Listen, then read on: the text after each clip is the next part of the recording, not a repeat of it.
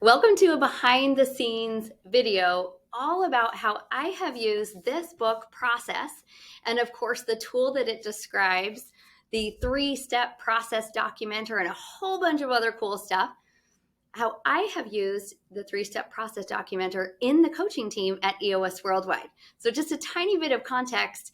In addition to having a practice here in Dallas, Texas, doing EOS implementation for fabulous clients, you know who you are, I am also the head coach here at EOS Worldwide.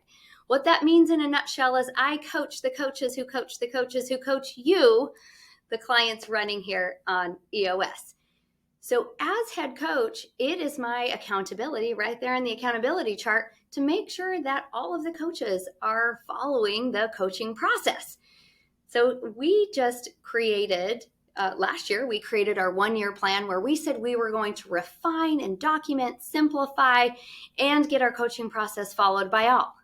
I'm sure you have maybe had a goal like that or two in your 1-year plan. And I wanted to just walk you through how we used it on the coaching team. Now, just a disclaimer, what I absolutely love about the EOS tools is the EOS tools are a system. They're a system and you follow these steps and you'll get everything you want out of your business. But they also allow for a lot of flexibility in your approach and your style and your personality. So I just want to walk you through how we did that, how we accomplished our 1-year goal on the coaching team. So like I said, first of all, we set it as a 1-year goal. Every single quarter, there were rocks that we wrote towards this. In the last quarter, coming up to this final place, I set a 15-minute phone call with the coaching team program manager to just go over the process again. And so we were fine-tuning it coming up to our training session for all of our coaches. Now, when we put the training session on the calendar, one thing we did is we put that training session on the calendar months in advance. So everybody knew it was coming. And of course, if you've watched some of my other videos, I believe in letting my calendar pull me forward. We knew that was our due date to have the whole process refined and beautiful. So that really worked for us. So those little 15-minute meetings plus having that big training thing on the calendar. Another thing that we did is we made sure everybody who touched the coaching process was invited. And we got really creative here. We really asked ourselves who touches the coaching process.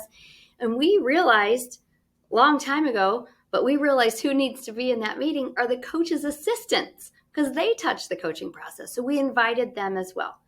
We also recorded the training. I'll talk about that a little bit later.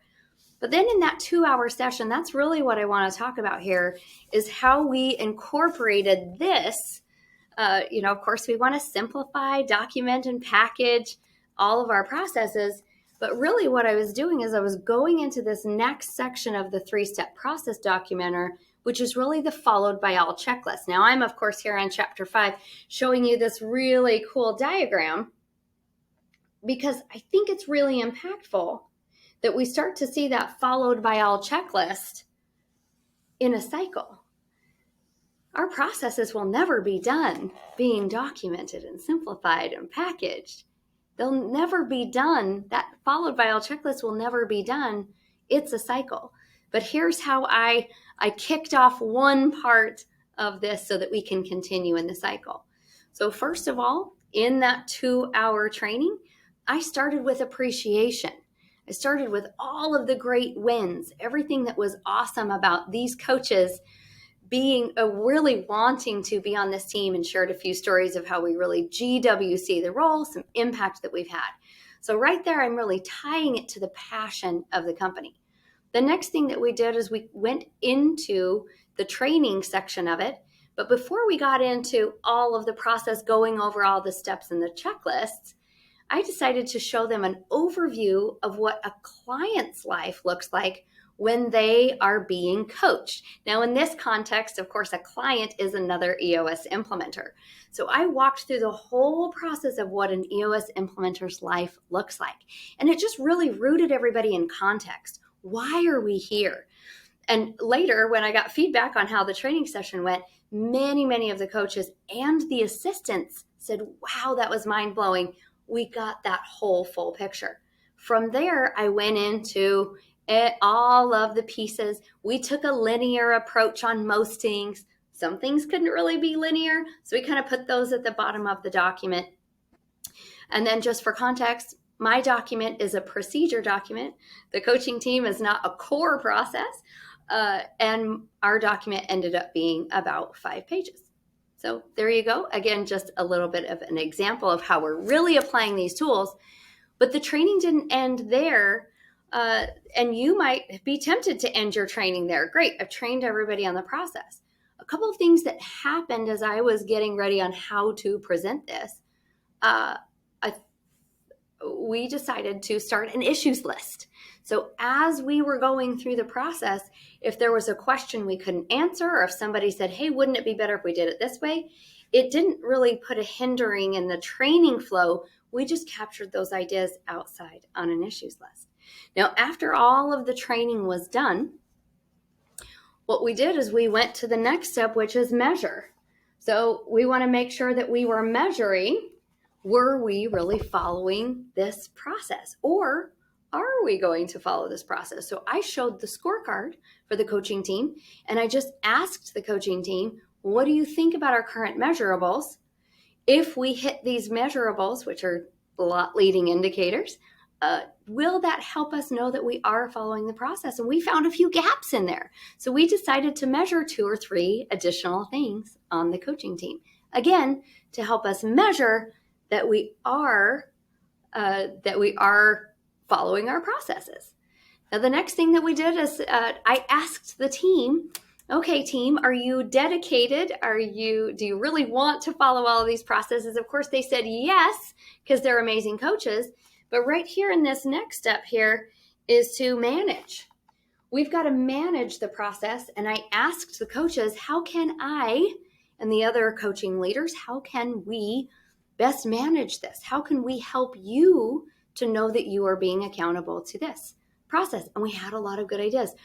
Some checklists are happening.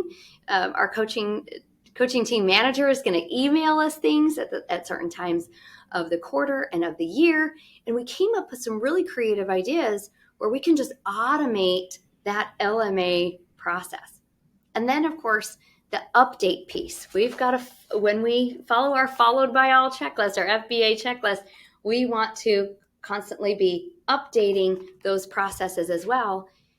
And just by having that 2-hour block with those coaches, we extracted issues that are going to help us update the process even further, refine the process. It's never done. It's never done. In fact, we agreed to put another one of these on the calendar in 6 months. That's when we feel like we need another refresher because things change.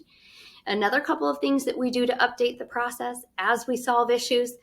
And I need to communicate those solves with the whole entire coaching team. I record videos for the coaching team, so that they can know what things we've changed. Also, we've got a Slack channel where we communicate. So hopefully that's helpful for you to know of how we follow that FBA checklist on the coaching team.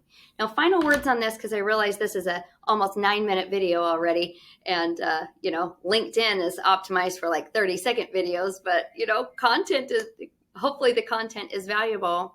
I just want to say that this was my way.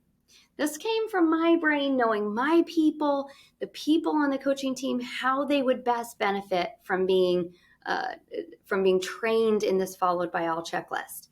Hopefully you're seeing in here some ideas you can take, but really the whole point is for you to be able to say, hey, if this was Jill's way, what is your way? Your way may be different and creative. Just follow those steps: train, measure, LMA, right? Manage, and process and update. Follow the steps and you'll be right. You'll be right. You'll be your version of right. Hopefully this was helpful. I would love to hear from you how you are following that followed by all checklist, how that's working for you as well.